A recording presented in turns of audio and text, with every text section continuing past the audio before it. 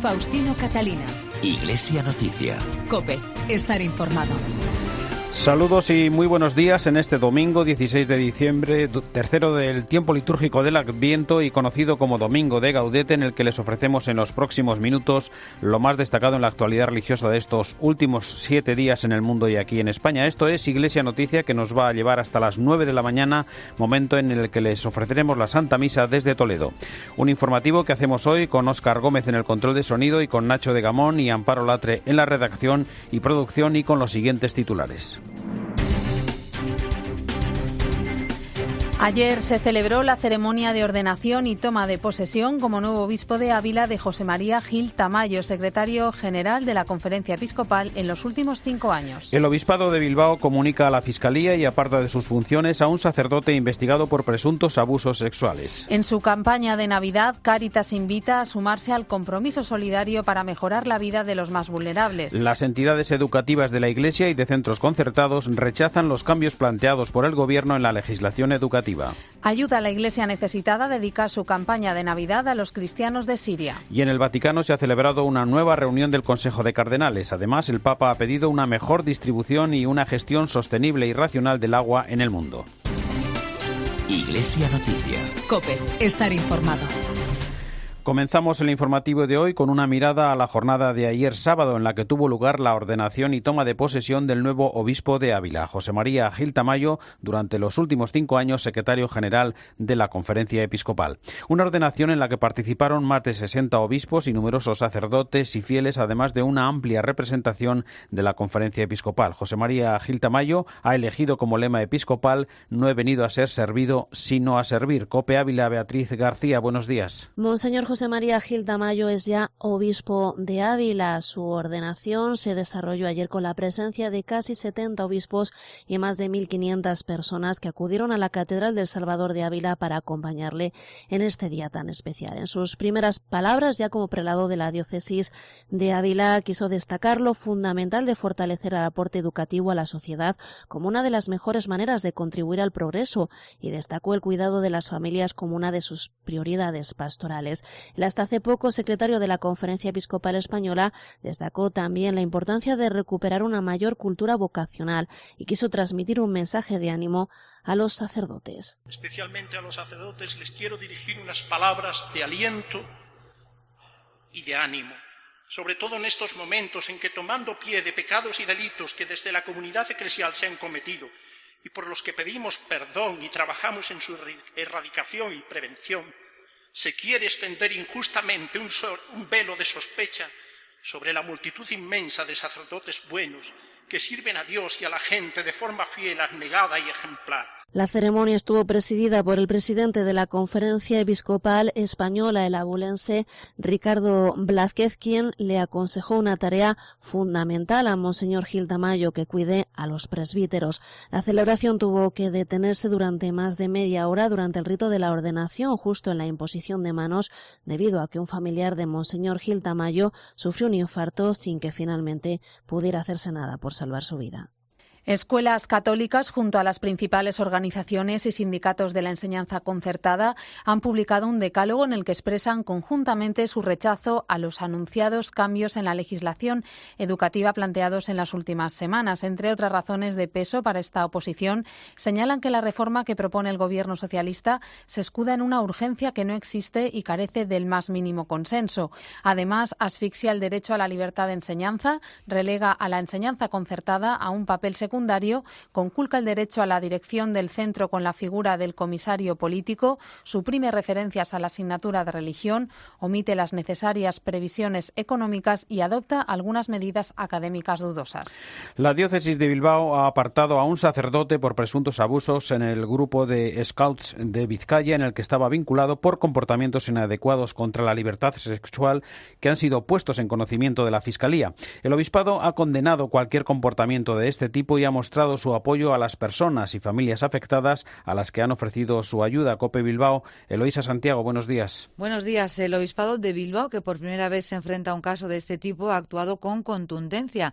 En cuanto la Asociación de Scouts comunicó al obispo, don Mario Iceta, el 26 de noviembre, la denuncia de 3 chicas, se decidió apartar al sacerdote. Se abrió una investigación interna que concluyó, como contaba el vicario Joseba Segura, el miércoles de la semana pasada. Dio comienzo el proceso de investigación previa siguiendo los actuales protocolos de la Iglesia y como medida cautelar se apartó al presbítero de sus funciones y actividades públicas dentro del respeto a la presunción de inocencia que le asiste.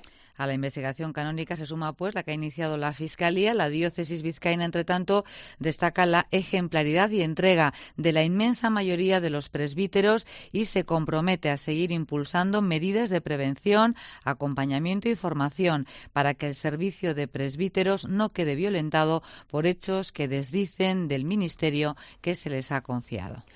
La Compañía de Jesús en España ha creado una comisión de protección y cuidado de menores y personas vulnerables con el fin de investigar y prevenir los abusos sexuales en su seno, tras los recientes casos conocidos que exigen actitudes de mayor cuidado y protección de los menores y las personas vulnerables, con especial atención a las víctimas y a sus familiares. Para facilitar esta tarea y recoger informaciones, testimonios o denuncias sobre algún miembro de la Compañía en España, se ha habilitado el correo electrónico protección@jesuitas.es y se ha constituido una comisión de expertos para su seguimiento. Por su parte, el Instituto Teológico de Vida Religiosa de los Claretianos ofrece, en colaboración con el Centro de Protección de Menores de la Universidad Gregoriana, un programa formativo de protección de menores. Tiene entre sus objetivos formar desde el cuidado a las víctimas, prevenir los abusos, gestionar situaciones comprometidas y crear una cultura de protección del menor. Carlos Martínez Oliveras es el director de este instituto. Que no es un curso, digamos, express, sino que es un curso que quiere ser a fuego lento,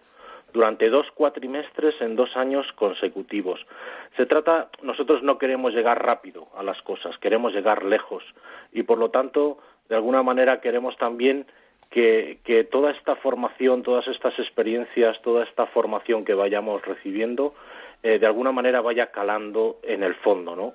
Y eso también es muy importante. El acompañamiento de los alumnos que vayan haciendo el curso también es una de las claves fundamentales de cómo van gestionando los temas, de cómo van haciendo eso que se llama ahora el feedback, ¿verdad? Cómo van haciendo las devoluciones de los temas, la reflexión de los temas, que es muy importante. Sé parte de nuestro compromiso. Es la propuesta de Cáritas para la próxima Navidad, con el fin de sumar el máximo número de personas al compromiso solidario de mejorar la vida de los más vulnerables. Una campaña que este año quiere subrayar la colaboración de todos en la lucha contra la desigualdad y la pobreza. María Ángeles García es la coordinadora del equipo de relación con donantes e instituciones. En Navidad es cuando uno se hace el planteamiento de abrirse a los demás, es cuando más latente se hace el sufrimiento de las personas que se enfrentan a la pobreza y a la exclusión. Es el tiempo de reencuentro, de volver a casa, de abrir los corazones.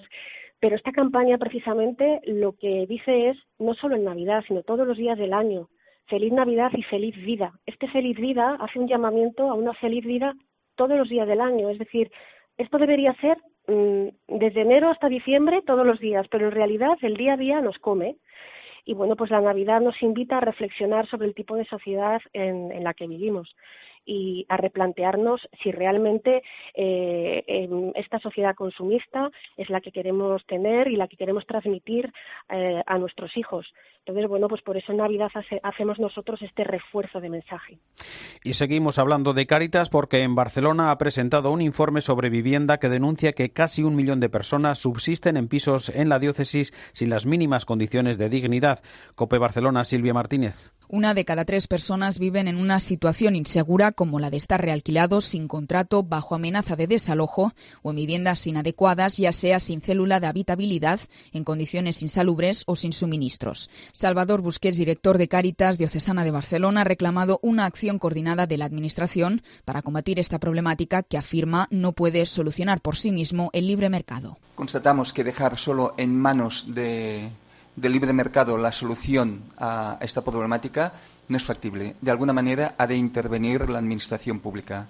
No conseguimos que personas sin vivienda puedan tener una vivienda, a pesar de que todos sabemos los cientos de miles de viviendas vacías que hay. Busquets ha dicho que a pesar de la recuperación económica tienden a más de 22.000 personas anualmente, cifra muy por encima de las 9.000 que ayudaban antes de la crisis. Explica este dato por la cronificación de la desigualdad, donde la recuperación no llega a sectores de población en situación de exclusión social grave, tengan o no trabajo. Desde Cáritas proponen medidas para hacer frente a la dificultad de acceso a la vivienda, tales como fijar límites en los precios de alquiler, incrementar el parque de vivienda social o limitar las fianzas a una sola mensualidad. El arzobispo sirocatólico de Alepo, Antoine Chada, ha presentado en Madrid la campaña de la Fundación Pontificia Ayuda a la Iglesia Necesitada para apoyar a los cristianos de Siria. El objetivo es sostener al 500.000 de cristianos que viven e intentan rehacer su vida tras los años de guerra.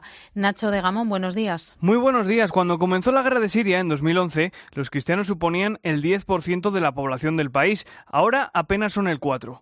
Muchos han tenido que salir del país, pero los que continúan en Siria apenas tienen lo básico para vivir.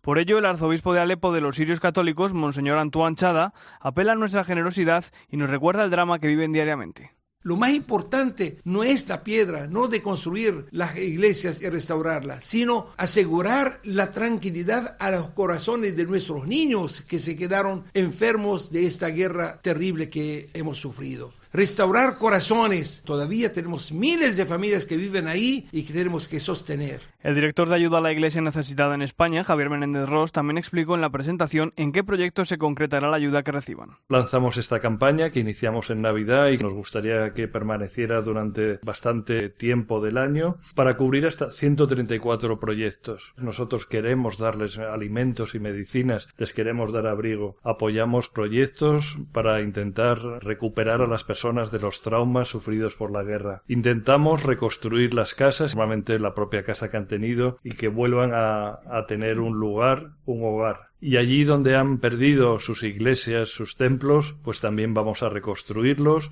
como lo estamos haciendo en diferentes ciudades. Para colaborar en la reconstrucción de Alepo y de otras ciudades sirias y devolver la tranquilidad a los católicos del país, se puede colaborar en esta campaña de ayuda a la Iglesia Necesitada a través de su web siria.ayudalaiglesianecesitada.org o llamando al teléfono 91 725 92 12. Iglesia Noticia. COPE. Estar informado. Mi nieto Jorge dando sus primeros pasitos. El primer día de parque de Jorge.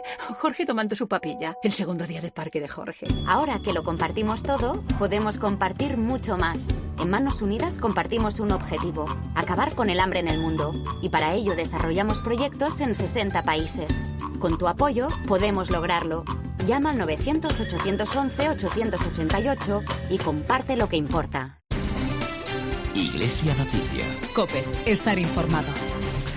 En Iglesia Noticia nos adentramos en los próximos minutos en la actualidad internacional. En primer lugar, en el Vaticano, donde esta semana se ha celebrado una nueva reunión del Consejo de Cardenales que asesoran al Papa en la reforma de la Curia, que se ha reducido de 9 a 6 miembros. Vamos a conocer las últimas novedades con la crónica de la corresponsal de la cadena COPE, Eva Fernández. Buenos días. Buenos días. Aunque el Consejo estaba reducido durante estos 3 días, se abordaron 2 temas de forma especial: la contención de los costos de la Santa Sede y la próxima reunión con los presidentes de las conferencias episcopales sobre el tema de la protección de la infancia. Todos, junto al Papa, reiteraron firmemente la importancia de este encuentro. Respecto a la marcha de 3 miembros del Consejo de Cardenales, el director de la sala de prensa de la Santa Sede, Greg Burke, aseguró que se ha debido a la solicitud expresada por los cardenales, teniendo en cuenta también la edad de algunos miembros. Se recordó además que el Papa, a finales de octubre, escribió a los 3 agradeciéndoles el trabajo que han realizado en estos 5 años. Por ahora no está previsto el nombramiento de sus sustitutos. El Consejo queda formado entonces por los cardenales Giuseppe Bertelo, Oswald Gracias, Reinhard Marx, Patrick O'Malley y Andrés Rodríguez Maradiaga, así como el secretario de Estado Pietro Parolin. Antes de continuar con otros temas de la actualidad en el Vaticano, nos llega el comentario desde Roma de Antonio Pelayo. Buenos días, Antonio. Buenos días. A veces el significado exacto de una frase depende del verbo que se use. No es lo mismo, en efecto, decir que el Papa destituye, cesa, aparta o jubila a 3 de los cardenales que hasta ahora formaban parte del llamado C9 o Consejo de los Cardenales que le asisten en el gobierno de la Iglesia Universal. Los tres purpurados en cuestión son Monsengo, Errázuriz y Pell, respectivamente arzobispos eméritos de Kinshasa, Santiago de Chile y Sídney. Los tres han superado el dintel de los 75 años que les obliga a presentar al Papa su dimisión, y los tres habían cumplido el habitual quinquenio de los cargos desempeñados en la Curia Romana. Pero al escoger uno de los verbos antes citados, los informadores han interpretado el mismo hecho con distintos criterios. El portavoz vaticano indicó lo siguiente: su avanzada edad y la fase del trabajo llevado a cabo por el Consejo, que ha finalizado su proyecto sobre la Curia Romana. Francisco, por lo tanto, ha decidido no sustituirlos, al menos por ahora. Indudablemente, en dos de los casos habrá influido en la decisión papal que tanto el cardenal chileno como sobre todo el australiano están envueltos desde hace tiempo en escándalos relacionados con la pederastia clerical. A Errázuriz se le reprocha haber encubierto diversos casos y sobre Pell está pendiente de confirmarse una condena por haber sido él mismo autor de dichos abusos. En su última y reciente reunión del Papa con sus cardenales consejeros, uno de los principales temas ha sido la próxima reunión en Roma de todos los presidentes de las conferencias episcopales sobre la protección de los menores. La ausencia de los dos cardenales negativamente implicados en tan dramático asunto habrá hecho más fácil y sincero el compromiso para combatir esta plaga criminal. Desde Roma les ha hablado Antonio Pelay. Gracias, Antonio. Volvemos de nuevo con Eva Fernández. Esta semana se ha publicado el programa del viaje del Papa a los Emiratos Árabes y se ha confirmado una nueva visita a Bulgaria y Macedonia el próximo mes de mayo. Además, el miércoles a la habitual audiencia se unió una misa del Papa en la fiesta de la Virgen de Guadalupe. La fiesta de la Guadalupana se vivió en San Pedro de forma muy especial, no solo por la cantidad de fieles que con cantos y trajes regionales quisieron honrar a la emperatriz de las Américas. El Papa se unió a la celebración con una homilía en la que recordó que de María se aprende el protagonismo, que no necesita humillar, maltratar, desprestigiar o burlarse de los otros para sentirse valioso o importante. Es mujer que camina con delicadeza y ternura de madre. Se hace hospedar en la vida familiar, desata uno que otro nudo de los tantos entuertos que logramos generar y nos enseña a permanecer de pie en medio de las tormentas. Y tal como ha quedado demostrado durante esta semana, el Papa afronta un año muy viajero. Por una parte, en Abu Dhabi se reunirá con el Consejo Musulmán de Ancianos en la gran mezquita Sheikh Zayed durante la visita que hará a los Emiratos Árabes del 3 al 5 de febrero próximo. Posteriormente participará en un encuentro interreligioso y dedicará una jornada a la comunidad católica del país, que está formada por cerca de 1 millón de personas. La sorpresa llegó con el anuncio del viaje a Bulgaria y a Macedonia del 5 al 7 de mayo del próximo año, tras la invitación de las autoridades y de la Iglesia Católica de estos dos países. El arzobispo de Panamá, José Domingo Ulloa, ha informado en Roma de los últimos datos oficiales de la Jornada Mundial de la Juventud, que tendrá lugar del 22 al 27 de enero en Panamá. A los cerca de 300.000 jóvenes ya inscritos hay que sumar 37.000 voluntarios, 1.700 periodistas y 400 obispos. Por otro lado, el Papa ha enviado un mensaje a los participantes en una jornada de estudio de la FAO celebrada en la Universidad Politécnica de Madrid, en el que pide una mejor distribución y una gestión sostenible y racional del agua. Cuéntanos, Eva. Panamá está preparada para acoger a los jóvenes de todo el mundo. Las cifras que citáis podrían duplicarse con los que se espera que se apunten a última hora. Lo confirma José Domingo Ulloa, el arzobispo de Panamá. Estamos preparados para recibir a los miles de peregrinos. Podemos decir que hemos colmado ya la cifra de más de 37.000 voluntarios. Ha sido una experiencia maravillosa la respuesta de los voluntarios para todo este gran evento. El país está haciendo un gran esfuerzo para acoger a todos los peregrinos. Se espera con especial ilusión la llegada de unos 400 jóvenes desde Cuba, la primera vez que acuden en un número tan elevado a una Jornada Mundial de la Juventud. Y efectivamente esta semana el Papa quiso estar presente desde la distancia en una jornada de estudio promovida en Madrid por el observador permanente de la Santa Sede ante la FAO, Fernando Chica. En su mensaje, el Papa hizo una llamada a la responsabilidad para que nadie se quede atrapado en cálculos mezquinos que impidan ayudar a los menos favorecidos. Para ello, aseguraba el Papa, resulta imprescindible educar a las nuevas generaciones para que traten con ternura a la tierra, para no causarle heridas y no arruinar la obra que salió de las manos del Creador. Gracias, Eva. En Iglesia Noticia nos acercamos una vez más hasta China con un nuevo episodio de represión a la libertad religiosa con el maltrato, abusos y detención de un centenar de cristianos protestantes. Corresponsal Pablo Díez. Tras ser detenido el pasado domingo junto a un centenar de sus feligreses, el pastor protestante chino Wang Yi está siendo investigado por incitar a la supresión contra el Estado, un delito que puede costarle entre 5 y 15 años en la cárcel. Wang Yi dirigía en Chengdu, capital de la provincia sureña de Sichuan, la iglesia de la Alianza de la Primera Lluvia, una de las más activas del país pese a no estar reconocida por el autoritario régimen de Pekín. Sus 500 miembros predicaban por las calles y Wang Yi hasta había publicado una carta donde equiparaba al presidente chino Xi Jinping con los emperadores romanos y los faraones egipcios. Unas críticas que han provocado esta redada en su congregación. A pesar de la detención de muchos de sus miembros, incluida la esposa del pastor y los principales líderes de la iglesia, los feligreses abogan por seguir propagando su fe. En los últimos tiempos se ha endurecido la represión religiosa del régimen chino, que ha cerrado y demolido iglesias por todo el país y efectuado unas 10.000 detenciones, más del triple que el año pasado. Todo ello a pesar de su acercamiento a la Iglesia Católica con el reciente acuerdo con el Vaticano para nombrar obispos, lo que no le ha impedido reforzar la ley para aumentar la persecución religiosa. Ante la crisis de los chalecos amarillos y el malestar y desconfianza de los políticos, los obispos franceses han decidido abrir las parroquias como lugares para el debate de los ciudadanos. Corresponsal en París, Asunción Serena. Buenos días. Buenos días. Los obispos de Francia lanzan una llamada a todos los católicos para que se impliquen en una salida de la crisis de los chalecos amarillos, que, como subrayan, revela un malestar profundo que viene de largo y que genera una grave desconfianza hacia los responsables políticos. Como constatan la falta de lugares de intercambio y reflexión que pudieran permitir el surgimiento a gran escala de propuestas positivas elaboradas en común, los obispos sugieren que, puesto que la Iglesia Católica dispone de una red de miles de parroquias repartidas por todo el territorio, puedan servir de lugar de encuentro para que los ciudadanos puedan realizar este trabajo tan urgente. Señalan que la parroquia es lugar de oración y sobre todo litúrgica, pero que también tiene vocación de hogar y acogida para todos, y pueden mostrarlo en este momento de la historia de Francia para ayudar a la sociedad entera a superar esta crisis. Proponen que se susciten grupos de intercambio y que se invite a todo el mundo que esté interesado en participar y aportar sus ideas, y que se transmitan a los responsables políticos los resultados. Y nos acercamos ahora hasta México para conocer cómo se ha celebrado la fiesta de la Virgen de Guadalupe en el santuario más visitado del mundo, con más de 8 millones de peregrinos. Corresponsal en México, María Berza. Como cada año, las calles de la Ciudad de México se llenaron de peregrinos. Casi 8 millones llegaron a la Basílica de Guadalupe en este 487 aniversario de la aparición de la Virgen.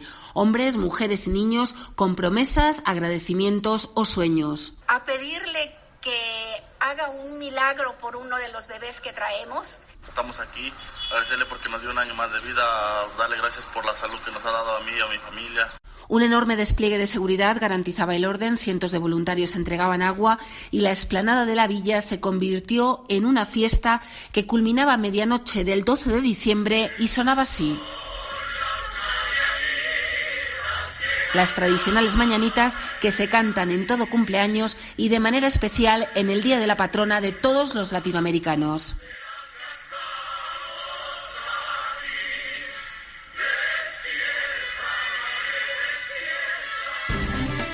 Iglesia Noticia. COPE. Estar informado.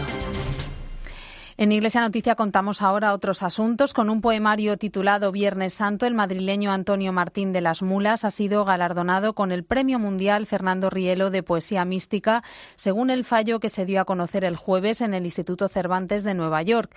Está dotado con 7.000 euros la edición de la obra y una medalla conmemorativa. La obra ha sido seleccionada entre 272 poemarios de 28 países. Abogado de profesión, Antonio Martín ha recibido diversos reconocimientos y sus poemas han sido publicados en algunas revistas literarias y antológicas. El lunes tuvo lugar en la localidad palentina de Aguilar de Campoo la clausura de la exposición Mons Dei de las Edades del Hombre tras recibir más de 200.000 visitantes. Mientras tanto, se prepara ya la nueva muestra que acogerá la localidad burgalesa de Lerma. COPE Palencia, Manuel Lovejón, buenos días. Buenos días. Mons Dei ha sido un rotundo éxito. Así han valorado las instituciones locales y provinciales la 23ª edición de la exposición de las Edades del Hombre celebradas en Aguilar de Campó, Palencia. Toda la zona de Campó y la localidad aguilarense se ha volcado plenamente en esta celebración que ha puesto en valor el patrimonio de la Villa Galletera, así como todos los bellos templos del románico de la montaña palentina, una zona de referencia nacional en este estilo artístico. La muestra, celebrada en la localidad palentina de Aguilar, ha registrado más de 200.000 visitas durante los 7 meses de apertura de sus puertas, ni que decir tiene que en este 2018 Aguilar ha superado su récord de visitas turísticas y de pernoctaciones anuales, datos que ha ofrecido pormenorizados el secretario general de las Edades del Hombre, Gonzalo Jiménez. Las visitas a esta edición de Aguilar 2018 ha recibido un total de 265.283 visitas. De ellas, 185.000 corresponden a las iglesias de Santa Cecilia y la Colegiata de San Miguel. El resto, 79.500, corresponden al epílogo de Mons Dei, Ecclesia Dei, a través de sus 7 rutas. Y de Mons Dei a Ángelis, ese es el nombre elegido para la próxima edición de las Edades del Hombre, que se desplazan hasta la localidad burgalesa de Lerma. Madrid se prepara para recibir a miles de jóvenes procedentes sobre todo de Europa que participarán del 28 de diciembre al 1 de enero en el Encuentro Europeo de Jóvenes que organiza la Comunidad de ETS. Nos lo cuenta Ana Palacios. Buenos días. Buenos días. Estos jóvenes llegan desde diferentes ciudades europeas. Muchos harán el viaje en autobús, por ejemplo, desde Ucrania o desde Polonia. Son viajes muy largos. Vienen a nuestra ciudad, a Madrid, y aún faltan camas para todos, unas 6.000. Por eso, esta llamada a la hospitalidad de los madrileños. Estos jóvenes necesitan muy poco, nos lo explica el padre José Miguel de Haro de los Redentoristas. Los jóvenes en 2 metros cuadrados se soluciona todo y quizá por las mañanas se les pide que les den un desayuno y que el último día del encuentro, si es posible, los inviten a comer. Quedan 2 semanas para que comience el encuentro. Los voluntarios nos piden también que abramos nuestras puertas. Santi es italiano, Vicky viene de Holanda. Sobre todo en las familias, porque los jóvenes se pueden sentir dentro de Madrid, dentro de la ciudad de Madrid y con los madrileños. Normalmente buscamos familias en la zona A del metro porque los jóvenes van a tener una tarjeta de esta zona, pero ahora tengo también a mucha gente que nos está llamando, que quiere acoger aunque vive fuera y que podría llevarles en coche para acercarles a la parroquia. Acogerles es muy fácil, cualquier familia puede hacerlo a través de la parroquia rellenando una ficha o también en la página web de tcmadrid.es se escribe Taizé con Z. La diócesis de Vitoria acaba de abrir un año jubilar con motivo de los 50 años de la inauguración de la concatedral de María Inmaculada, la catedral nueva. De esta celebración nos habló en el Espejo de COPE el obispo de Vitoria, Juan Carlos Elizalde. Tenemos un servicio diocesano precisamente para la reconciliación y para la paz, en la que incluye el diálogo con las personas implicadas como víctimas, como verdugos en esta situación, y hay muchas heridas. Esas heridas pueden sanarse, la misericordia del Señor es mayor y la capacidad de perdón humanamente también, aunque es un pequeño milagro en cada caso. Entonces estamos, suturando, curando esas heridas, acompañando, porque el tejido social está muy maltrecho y efectivamente si las heridas si se enconan, pues se pudre la sociedad. Y ahí yo creo que la Iglesia con otras realidades estamos haciendo una labor oculta de sanación. Terminamos así el informativo Iglesia Noticia, programa 1598 en este domingo 16 de diciembre de 2018. Llega ya la última hora de la actualidad en España y el mundo y después la Santa Misa. Hasta el próximo domingo, un saludo de Amparo Latre y Faustino Catalina.